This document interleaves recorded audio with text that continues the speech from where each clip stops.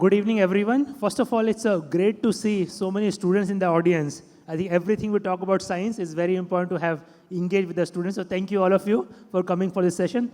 Claudia, it's my privilege to interview you second time about this fascinating book you've written, The Beauty of Falling. I don't have the book, but I have the little placard of the book. I read this about a year ago, and I was really blown away. Not only because Claudia is a very thoughtful scientist. She has done some seminal contributions to the field. But in this book, she also brings out her personal journey of becoming a scientist and all the ups and downs. The title itself is beautiful, Beauty of Falling. I was talking to her, and it reminds me of, how many of you have seen the movie Batman? Yeah, so if you remember the first scene, right, very early on, Bruce Wayne falls into this well, and his father picks him out, and he asks him, Bruce, do you know why do we fall? He had no idea, and he says, so that we learn how to pick ourselves. So Claudia, what was the thought process behind calling this book The Beauty of Falling? Because we think of falling as something to avoid, something we don't want in our life, and you are able to see some beauty in that. So what was the thought process? Yeah, thank you. Yeah, it's exactly that. There's a beauty in it. I think we have to learn to overpass this idea that falling or failing or hitting the ground is something negative. And that's in life, that's in Batman movies, but it's also in the scientific journey, it's in everything we do. So the beauty of falling, for me, it is within the scientific journey, it is in how we do research as well, because there's lots of learning how the world works, and so we need to try it out, and most of the time it doesn't work. We fail, we fall, and then we have to stand up again and try again, and there's a beauty in that. But it acts in our everyday life. I think for me the beauty of falling is very much also enjoying the moment. The fall itself is something very blissful. It's only the idea that we're going to hit the ground and hurt ourselves that prevents us from embracing the fall, and sometimes it prevents us from actually moving forward in the right direction. But if we just embrace the fall, the instant itself, when you're just falling down, it's something more blissful than anything else you can imagine. You're completely free to go wherever you want. And I think it's something that in my scientific journey has been very important, but I think we all need to learn to savor and to appreciate. Yeah, that's great. So there's a very different perspective we can look at, what falling means to us. Fall is obviously going to happen to all of us all the time, and we can change the frame and look at this very differently. I have a question for all the kids in the audience. And if you want to grow up and become an astronaut? Anyone? Astronaut? Raise. Yeah. So, I think most kids, when you're small, maybe you guys have grown up a bit more, but until you're primary school, a lot of people want to be astronaut, right? And Claudia, actually, I don't know when you have that thought, but you spent almost, 15 years or so seriously pursuing and doing everything, and you came this close to being an astronaut in the European space program. So when did the thought process start, and what made you commit to the journey of seriously trying to be an astronaut where the odds are probably just, next to nothing? Yeah, so I think I can't remember when I started, it was there all along, I think a lot of people have that dream. It's a dream of exploration, it's a dream of being out there, and being an astronaut was the ultimate way to probe nature, to probe gravity for me. So I can't even remember a time in my childhood where I wasn't dreaming of becoming an astronaut. And so I tried everything I could do, putting all the pieces of the puzzle in the right place to try to become an astronaut. For decades, for more than 15 years, I tried everything I could do for the journey to become an astronaut. And I got very, very close. I went through all of the selection process at the European Space Agency. There's many, many different steps, psychological test, a medical test, an aptitude test. So I went through all of those, only to find out at the very end that I had a condition, I had latent tuberculosis, which meant that I couldn't go. And of course, it is a failure. It was, you go through all this journey only to realize that at the end of the day, this is it. You can't move forward. You can't do anything about it. So you're going to need to change the direction you wanted to follow. But at the same time, there is this opportunity that you fall down and then you have to pull yourself up again. And it's painful. Of course, it's painful, and it's not something I would have wanted to. But when you manage to do this and to realize that actually life is full of surprises and you can go along in any directions that you want, it brings everything. It was worth it all. And what does it take to aspire to be astronaut? What do you need to do?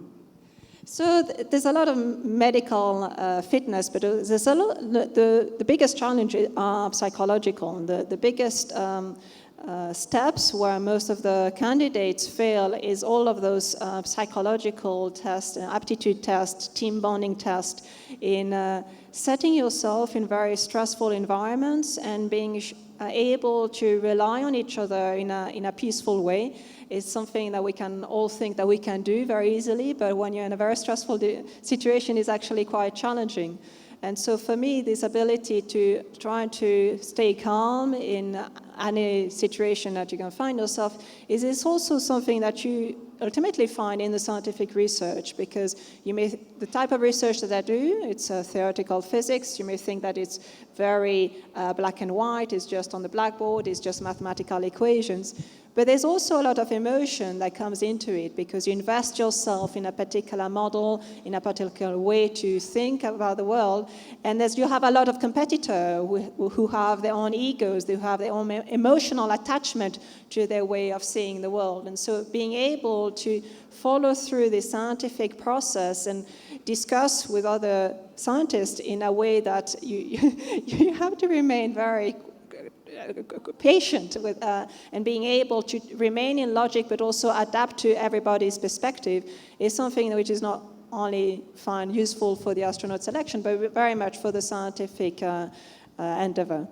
When I was reading your book, you narrate, how you were learning so many different skills, running marathons and Ironmans and learning to fly a plane. What is the hardest thing you did in that journey that you maybe at some time thought just beyond you, it's just, really demanding physically or mentally, and yet you were able to find the strength and, be able to do it? Yes, so it's true that in all of these experiences, there's some challenges, and some of them you have to push yourself through. When I was learning to fly, for instance, it's not always easy. Sometimes when I was learning to scuba dive, you find yourself in upside down, underwater, and you have difficulty breathing, and it's very challenging, and you have to embrace what you have learned in a way that it seems counterintuitive. So, for instance, if you're in the water and you have water in your mask, start swallowing water, you may have as a first instinct the idea of taking everything off and then you're just going to drown. Whereas you need to remain calm and you need to base yourself on what you have learned, even in a case where all of this intuition seems counterintuitive. But I think all of this you can learn, you know what is the path forward. What I have found the most challenging is in theoretical physics, when you are in front of these very challenging models and trying to communicate it to some of your colleagues who have a very different perspective. It has become very, very challenging in some cases. Sometimes you just want to give everything up because it's too difficult to find the patience and find the right words and find the right way to communicate this with competitors that want nothing other than actually prove yourself wrong. Got it. And trying to become an astronaut, in some ways you are trying to defy gravity, go to space, and there's no gravity that you can feel. Yet on the Earth, you have decided to study gravity most of your life. You have made some incredible contribution to the science as well.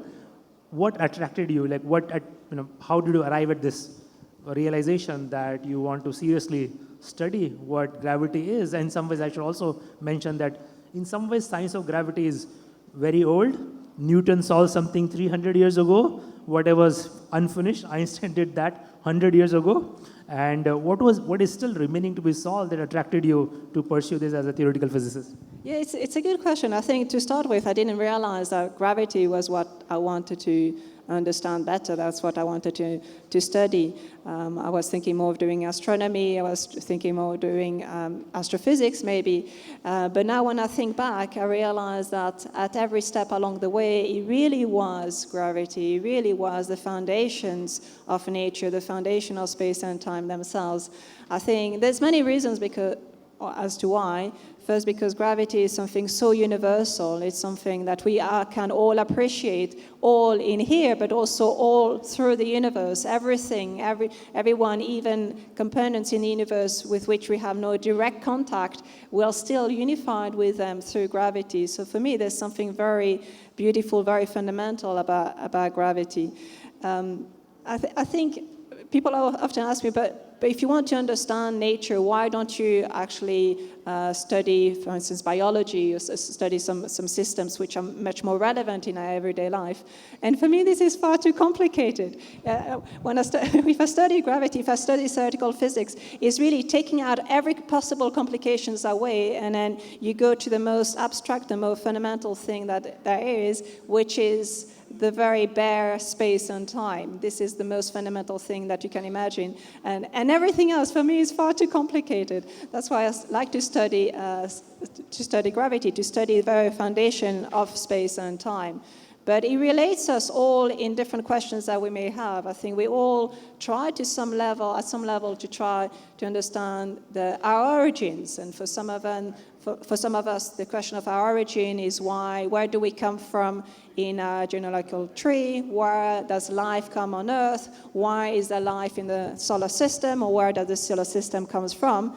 But for me, the question of our origin is even more fundamental, is what is the very even origin of space and time?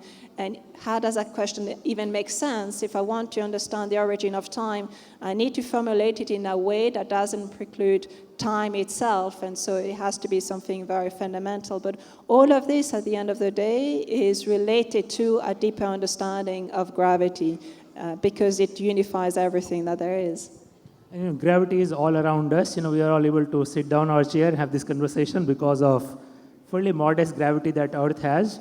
But as we go to larger celestial bodies, let's say, for example, Sun, I think gravity is 60, 70 times more than what it is on Earth. And then if we're going to bigger and bigger objects, we get to things like black holes, where gravity is probably, 10 raised to the power 10, some very, very big number.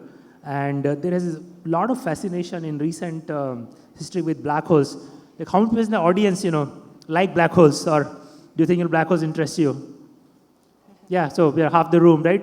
What is it about black holes? Is it something you look into in your line of work to study what they are, how they behave? Yeah, but and why is everyone so interested in understanding what black holes are? Yeah, black holes are fascinating. I think we have a slide. I don't know if it's possible. But, there's a slide zooming on the center of a galaxy on black hole. If you put the slide number 12. Just in the back, if you are able to pull up a slide that Claudia has, if it's possible, but yeah, we'll continue. If you are able to do that, it'll be great. I mean, black hole, we all hear about them, and there's almost some idea that they are just within the realm of science fiction, because they are mysterious things. But a black hole are real, first of all. They are real. They're not just something that scientists or Hollywood star imagine. They are very present. We know there is a black hole at the center of a galaxy, for instance. In themselves, they are fascinating for many different reasons. First of all, because we can't escape from falling into a black hole. So once you reach a region within the black hole, there's no way out of the black hole. But there's all sorts of different reasons as to why black holes twist the very notion of space and time so much that our appreciation for how time will flow would be very different near a black hole as it is here on Earth, for instance. And as you enter a black hole, actually, the very notion of space and time interchange. So if you imagine in our everyday life, we can go wherever we want in space. I can be here, I can decide to move there, but I can't decide to move in time. It's given to me. I have a particular direction in time where I have to follow. And actually, the same is true in a black hole, but with the notion of space and time interchanged. So actually, when you enter the black hole, it is the position in the black hole that you can't change. You actually are forced to fall at the very center of the black hole. And we know that according to the laws of gravity, which are at our disposal, and we can trust within our regime, we know that this is what will happen. So we have lost the freedom to control space, and space in one direction as we enter into the black hole. And as you enter in the black hole, you push to the very center of the black hole, which is not somewhere located somewhere in space, but it's actually located sometime in time. And very close to the center of the black hole, we know that all of the laws of physics that we currently have at our disposal stop making sense. And this may seem like a failure, but it's actually a huge opportunity, because there's a new secret there at the very center of the black hole, which will enable us to understand even possibly the very meaning behind space and time. And so understanding the physics at the very center of a black hole, these are things which are located in a universe, which are located in a galaxy, may be the key to understanding what comes before the notion of time, what is at the origin of the very universe, because all of those questions are intertwined together. So there's a huge motion in the research which is trying to understand more precisely how to describe the laws of physics at the very center of black holes, because we know that this may underline some new layers of reality in how we describe nature around us. And we continue to learn so much more about black holes in just last 4 or 5 decades.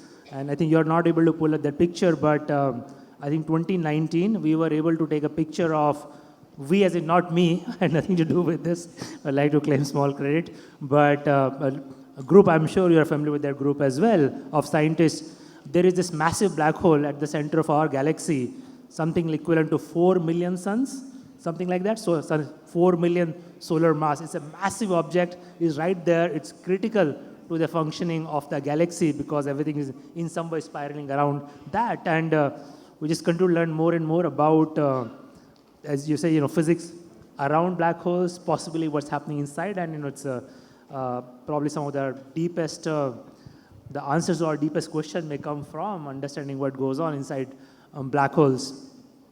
Speaking of black holes, there's been a lot of news last 10, 12 years about these black holes collision, far away, some sounds like Star Wars, far, far away in some galaxy. But we are able to detect the signals coming from those mergers, and it's teaching us yet more fundamental properties of our universe. Can you say something about that and why it's so important? Yes, so one thing about gravity that we possibly don't appreciate as much as we should is that it shines. It shines in the same way as light shines. So we all used to seeing light and even to communicate with light. And so right now we're talking through sound, of course, which is a wave, but if we're going to be talking with some more remote audience, we're actually going to do it through light, through electromagnetic waves. And we know how to understand our environment, to understand the universe around us through the detection of light. But light is not the only way we can learn from our environment. In the past, since 2015 actually, and it was announced in 2016, we know there are other messengers out there in the universe, and one of those messengers is the analog of light before gravity. And I like to call it glide by analogy to light, but it's actually gravitational waves. And in fact, just as I shake my hands like this, I do produce gravitational waves. They are produced, and this is my way of sending a signal throughout my environment, throughout the whole of the universe. So of course, the little gravitational waves that are sent through this motion, you're not going to be able to detect them. No one really is going to be able to detect them, but they are really there. However, if you were imagining that my hands were black holes or very massive objects and merging very close to one another, then they would distort the very fabric of space and time around themselves so much that they would produce waves of the gravitational fields, so we call them gravitational waves, or what I like to call light, that propagate through the universe. And they've been propagating for millions of years, and they're relatively unaffected by anything that they touch. So they can travel through galaxies, they can travel through planets, they can travel through us, but we detect them here on Earth. And so detecting the signal enabled us to understand much more about the universe. It's almost as all of a sudden we're discovering a new color with which we can observe the universe around us in a new way. So this detection of gravitational waves is not just about proving that Einstein's theory of general relativity is a correct description for what's going on. It's actually a new way to communicate with our universe. We're just at the edge of a new way of doing that. It's a new era for science in using gravitational waves, which propagate throughout the universe, to better understand what the whole universe is made out of and how it had evolved throughout its billions of years of existence. And so we are hoping with gravitational waves to being able to get the imprints of signals from the very beginning of the universe. So just imagine the very beginning of the universe is trying to tell us something, and it does that by sending some light, by shining away in a way that billions of years later we can detect that signal, we can uncover what it means. It's like a secret signal, a secret messenger, and better understand what was happening at the very beginning of the universe, and also understanding where we're going in our universe trajectory, in all our trajectory. Yeah, and I think first detection of gravitational waves, this detector LIGO, I think happened 2015. One thing, I don't know how many people in the audience know, but we are building one version of, again, we means not me, but some really good people in the country. In India, we are building a version of LIGO, should be up and running, I think, by 2030. So it will be at the cutting edge of participating in, I think, lot of, as Claudia is saying, a lot is expected about our ability to being able to learn what's going on and what happened long time ago from detection of these gravitational waves. So it's a very exciting area to watch out for. Changing gears, Claudia, I want to also learn from your journey as a woman in science. How was the journey like? And I'm coming from the vantage point of, I think if I look at in Indian context, in general, we don't have a whole lot of women in senior positions, whether in business or technology and so on. ISRO is one exception. ISRO is our space program, which is a phenomenal women scientist, and I feel incredible about that. But what has been your journey? Did you, in the West, where it is working well, where we still need to make progress as humanity? Yeah, that's a very, very important question, I think. But first, let me just say that it's not just that it's nice to have more women in science, it's nice to have more women in research. It's not a charity. If we want to do the best science, we know that the more diverse pool of people will reach a higher level of creativity and will be able to have much better research. So if we want to do research in the best possible way, we need to have diverse researchers, a diverse pool of researchers. And I think there's still a long way to reach a diverse enough pool to do the optimal science that we want to do.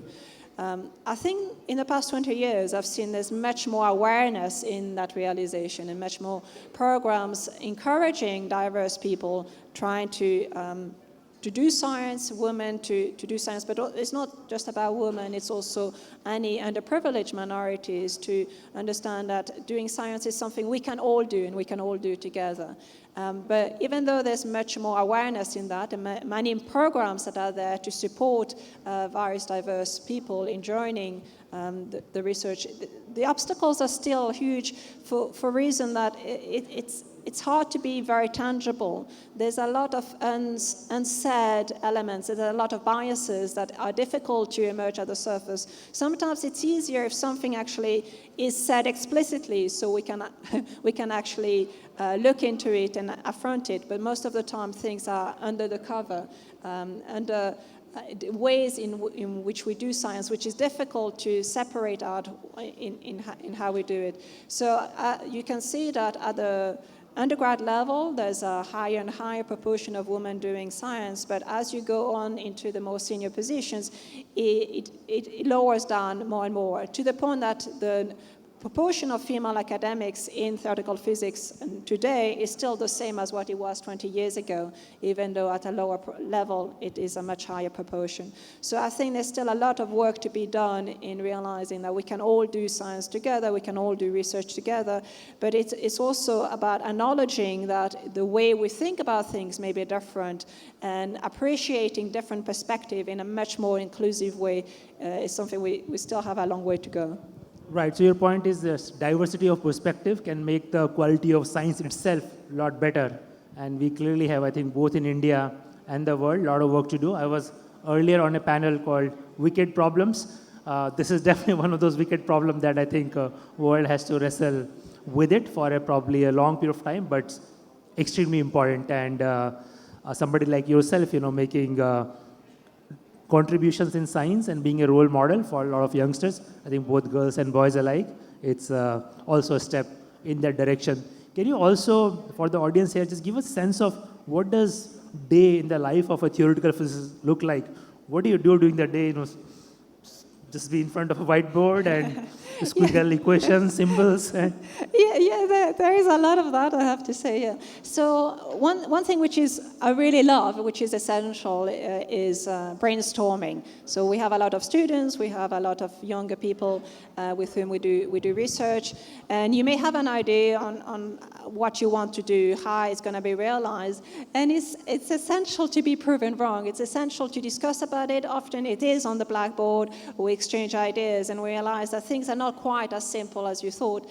But it's essential to discuss about it with students, to discuss about it with different type of people.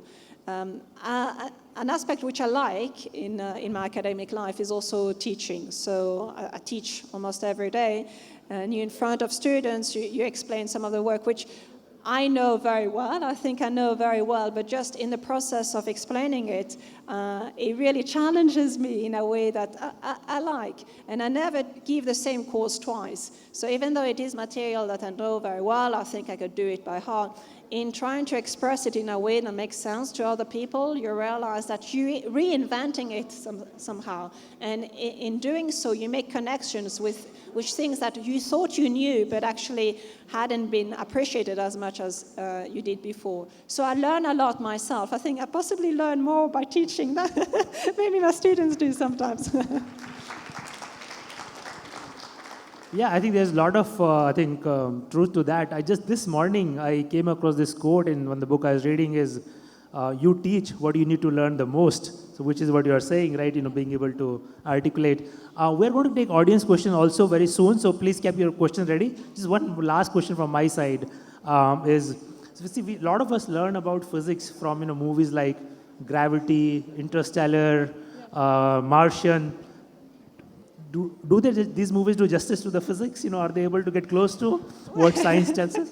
So what they do justice of, it says it's fun. Science is really fun. But one of the things that you should know is that science is even more fun than science fiction. It's much more creative. It has much more imagination than science fiction. So take all of the fun things from all of those movies, and in science, in real science, some of this is actually even more chilling.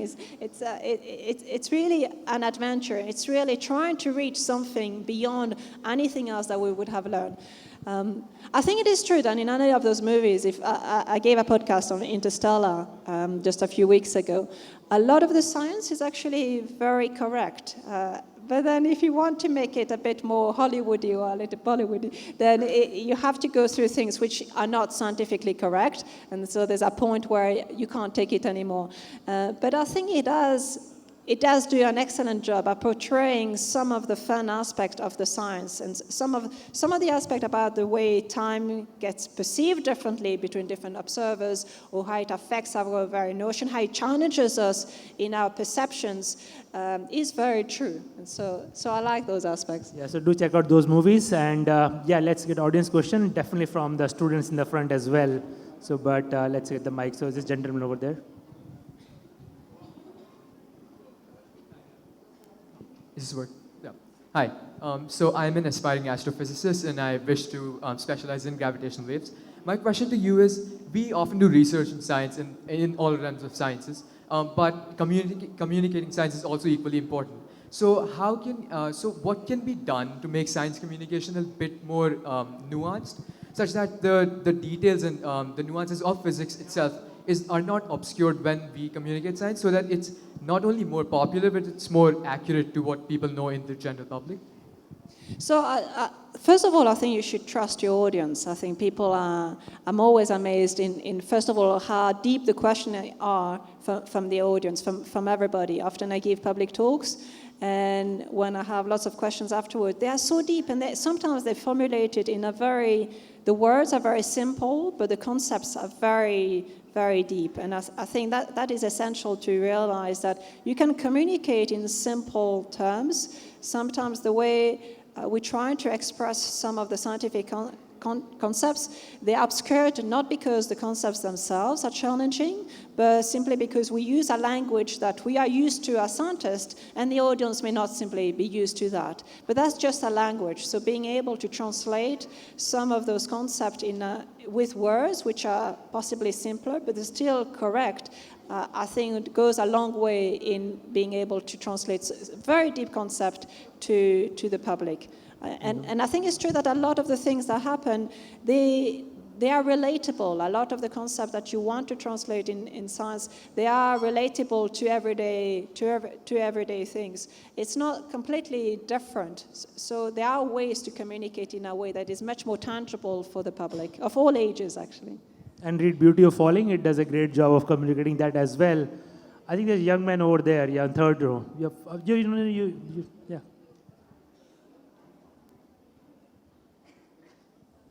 So, in the start, you talked about falling. So, when one falls, it seems like you cannot get up. So, how does one overcome that with all of the emotions? How does one overcome that emotion that I can't get up? Falling is just too hard, and how do I find the courage and motivation? So sometimes it's overwhelming. Sometimes it's true. When you hit the ground, it's just too hard to stand up again. But when you hit the ground, this has got nothing to do with gravity in itself. The hitting the ground, it's a completely different concept. And so I think separating things out and understanding what comes from actually gravity, the gravity fall itself, you have to do nothing. There's nothing less challenging than that once you overcome the fear of this. So just let yourself go. I can't do it here not because gravity does something to me, but it's really the exclusion principle from the atom in this chair and me that prevents me to fall through the chair. But if you imagine you just jump from something high up, through the fall itself, there's nothing at all to overcome. So in some sense, gravity for me is the simplest thing I can imagine. From this side, in blue t-shirt. Hello, can you hear me? Okay, Dr. De Rham, so my question to you is, as a theoretical physicist, how do you grapple with the fact that the fundamental questions, you may not even have an answer because they may not be data, or we may not be evolved enough to have a solution to those. How do you grapple with this as a working theoretical physicist? I think that's an excellent question, and I think it's what is our role? I can understand that I may myself never reach the answer itself, but that's not necessarily why I'm here for. Just any small step towards it is being part of the journey. I think it is part of the human endeavor to try to go in the right direction. I don't think there will ever be an end of the story. There's never an end of knowledge where we know everything and then that's it. That would be a very depressing end in some sense. So it doesn't matter whether you're going to reach the final answer of how do you quantify, how do you unify quantum gravity with the rest of the quantum forces of nature. There may be, hopefully, there's a way to see that, there's a way to test it, and I'm actually working with tests, trying to understand that in my research. But you have to appreciate that your role is not to necessarily find the ultimate truth, simply being part of the journey with everybody else. And maybe it will take an extra 1,000 of years for us to being able to uncover some more fundamental truth. But that shouldn't prevent us from doing it. It's not about us. It's about where we're all going together. I think please, second row. Yeah, please. You just wait for the mic.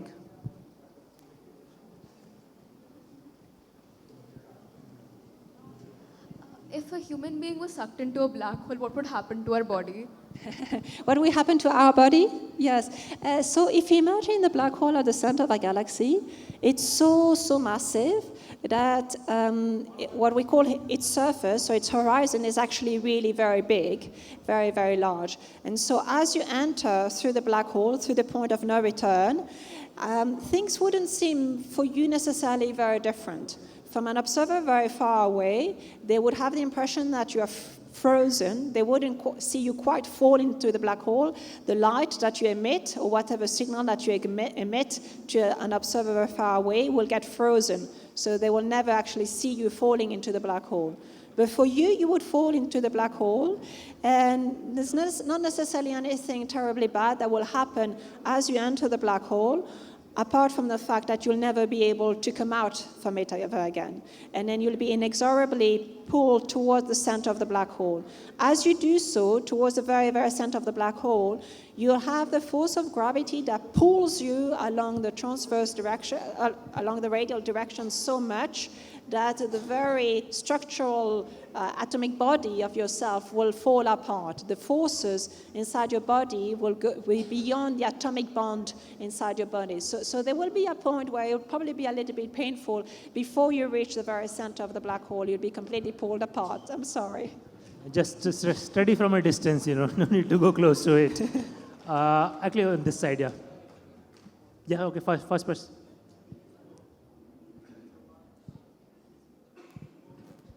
Hello. Hi, ma'am. Good evening. My name is Chiranjeev. I am not as intellectual as these people. It is a generic question, but I guess science is the most beautiful thing. It intrigues even people who are from not this field. We have seen entrepreneurs discussing about human beings as being a multi-planetary species. Like we want to move out from Earth, and the second planet that we plan out is Mars. But Mars, if I'm not wrong, is basically 38% about Earth's gravity. And if we go about and discussing about living there, so how can human body adapt to, like, is there a plan around it? How are we planning to adapt towards the Mars gravity because of the bone density laws and muscle entropy, if I'm not wrong? I cannot use those technical terms, but yeah. So, to be honest, this is spatial exploration is not my expertise, so I'm not sure I'm the right person to answer that. But what I should say is we should really take care of our Earth such that there's no point imagining going to Mars. Yeah. So let me just say, though, the reason we should still focus on doing fundamental research and understanding gravity and understanding other things, even though we have challenges here on Earth that we have to address, is not because I just want to distract myself and avoid any of those challenges. It's because in understanding how things work, this is how we get inspiration for all of the challenges that we have, for all of the problems that we have for tomorrow. But the solution is not to escape Earth. The solution is really to take care of it ourselves. Yes, please.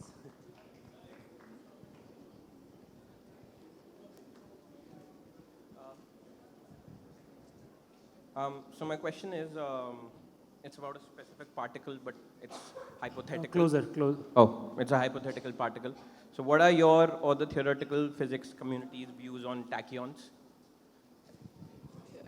Tachyons. Tachyons, And it's a two-part question. So essentially, can such particles exist which don't follow and which fall out of the realm of gravity? From what I know. Yes. So the term tachyon, a tachyon really what it is an instability. It is when you're considering an aspect which it doesn't want to stay where it is. So a tachyonic kind of instability, we believe that has even happened in the history of our universe. Even in the Higgs, you may have heard of the Higgs boson. We have discovered the Higgs boson. At the very beginning of the universe, it was finding itself in a particular vacuum, in a particular place, and as the universe cooled down, things have evolved in such a way that its position there was unstable. So for a little while, it became what you can call tachyonic. This tachyonic instability just means that you want to run away to something else. It's just an opportunity to go somewhere else. So you don't want to quantize your theory around a point which is unstable and to think of it as particle around that point. That will seem to suggest that you have tachyonic instabilities with particles that travel faster than the speed of light. But this is just the wrong perspective. This is just because you're doing something around a point which makes no sense. And you just embrace the new opportunity that comes in. For instance, the Higgs went into a new configuration around which is completely stable, and we can live happily in here. There's no tachyonic, there's no particle traveling faster than the speed of light. It was just a bad parameterization of what was happening at the very beginning of the universe when we think of tachyonic instabilities. Yeah, we are almost out of time, so last question, this gentleman in the first row.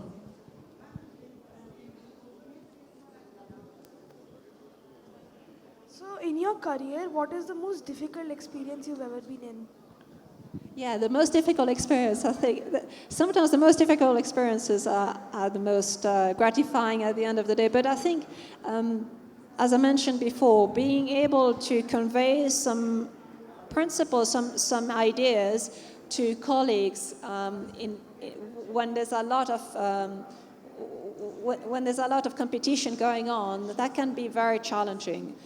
So I have been in challenging positions before where, for instance, you go flying or you go into some cases of civil wars, etc. But sometimes when it's even closer to your heart and you want to express something to colleagues which you think you're working on the same footing, you think you're speaking the same language, and realizing that there's a wall of difference between you and trying to overcome that, and overcome that in a way that bypasses all of the egos, bypasses all of the competition. I have to say that sometimes the simplest things like that are the most challenging. Excellent, Claudia. I have to thank you for this fascinating conversation. Thank you. Telling us about beauty of falling and teaching us about some fascinating science and sharing your journey of both trying to be an astronaut as well as theoretical physicist. I'm sure it's very inspiring for a lot of people in the audience. Thank you very much. Thank you, Mukesh. Thank you, everybody. Thanks.